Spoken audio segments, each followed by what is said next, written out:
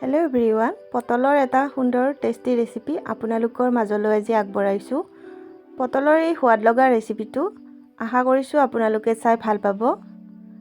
আপোনালোকক সকলোকে মোৰ নতুন এটা ভিডিঅ'লৈ জিন্তি লাইফষ্টাইল চেনেলটোৰ পৰা আদৰণি জনাইছোঁ। ইয়াৰ বাবে মই প্ৰথমতে লৈছোঁ পটল 5টা, মচুৰ দাইল, জলকীয়া লগতে পিঁয়াজ এটা। এতিয়া মই দাইলখিনি অকণমান টাইমৰ কাৰণে তিয়াই থৈ দিম।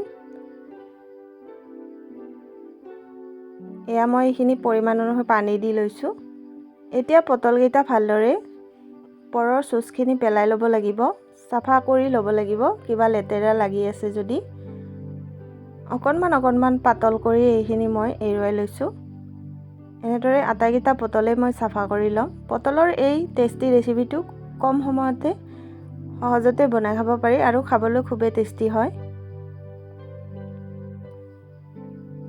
এতিয়া গোটেইকেইটা পটল চাফা কৰি লোৱা হোৱাৰ পিছত মই মাজেৰে দুফাল কৰি এনেদৰে কাটি ল'ম।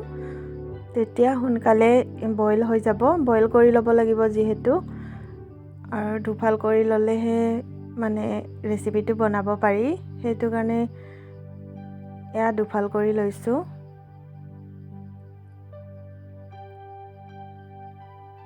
এতিয়া দুফাল কৰা হৈ গ'ল। এতিয়া কেৰাহীত পানী গৰম হ'বলৈ দিছোঁ আৰু অলপমান গৰম হোৱাৰ পিছত ইয়াতে মই পটলখিনি দি লৈছোঁ। অকণমান নিমখ দি দিছোঁ যাতে সোনকালে কুমলীয়া হৈ পৰে। এইফালে 10 মিনিটমান দাইলখিনি মই তিয়াই থৈছিলোঁ আৰু এইখিনি এতিয়া মিক্সিত দিব পৰা হৈ গ'ল। আৰু ইয়াতে মই পিঁয়াজ এটা লগতে জলকীয়া দুটাও দি লৈছোঁ। জলকীয়াৰ পৰিমাণটো নিজৰ ইচ্ছা অনুসৰি ল'ব পাৰি, যিমান জ্বলা খাই ভাল পায় সিমান। এতিয়া এইখিনি মিক্সিত পিছা হৈ যোৱাৰ পিছত বাতি এটাত উলিয়াই ল'লোঁ আৰু এইফালে মোৰ পটলখিনিও ধুনীয়াকৈ বইল হৈ গ'ল, দেখিবলৈ পাইছে। এতিয়া মই এইখিনি এখন প্লেটত লৈ লৈছোঁ। এইখিনি খুব গৰম হৈ আছে, ঠাণ্ডা হ'বলৈ ৰাখি দিম অকণমান টাইমৰ কাৰণে।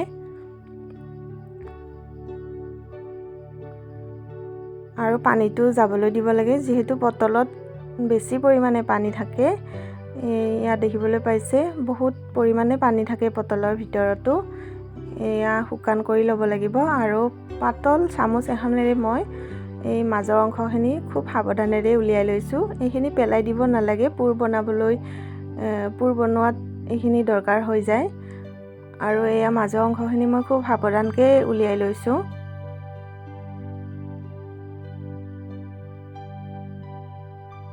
এনেদৰে মই আটাইকেইটা পটলৰ মাজৰ অংশখিনি উলিয়াই লৈছোঁ। ইয়াতে জলকীয়া দুটা আকৌ কাটি দিছোঁ, লগতে দাইলখিনি, হালধি, নিমখ অকণমান। ইয়াতে নিজৰ ইচ্ছা অনুসৰি যিকোনো মছলা এড কৰিব পাৰে। মই একো মছলা এড কৰা নাই। আৰু দাইলখিনি গোটেইখিনি ইয়াতে দি ধুনীয়াকৈ এতিয়া মিক্স কৰি ল'ম। মছলা দিলে খাবলৈ আৰু বেছি টেষ্টি হৈ যায়। এতিয়া এইখিনি ভালদৰে মিক্স কৰি ল'ব লাগিব। এইখিনি মিক্স কৰা হৈ যোৱাৰ পিছত মই এতিয়া পুৰখিনি আটাইকেইটা পটলৰ মাজতে এনেকৈ ভৰাই ল'ম। কমকৈ ভৰাব লাগিব, যিহেতু পটলটো সৰু হয়।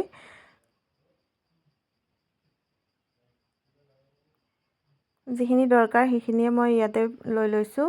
বেছিকৈ ল'লে ভিতৰখন নিসিজিব, সেইকাৰণে কমকৈ লৈছোঁ। এয়া দেখিবলৈ পাইছে আটাইখিনিতে পুৰ ভৰাই লৈছোঁ। এতিয়া কেৰাহীত তেল গৰম হোৱাৰ পিছত এটাকৈ দি মই গোটেইখিনি ভাজি ল'ম আৰু জুইৰ ফ্লেমটো একেবাৰে ল' কৰি কিনে ভাজিব লাগিব।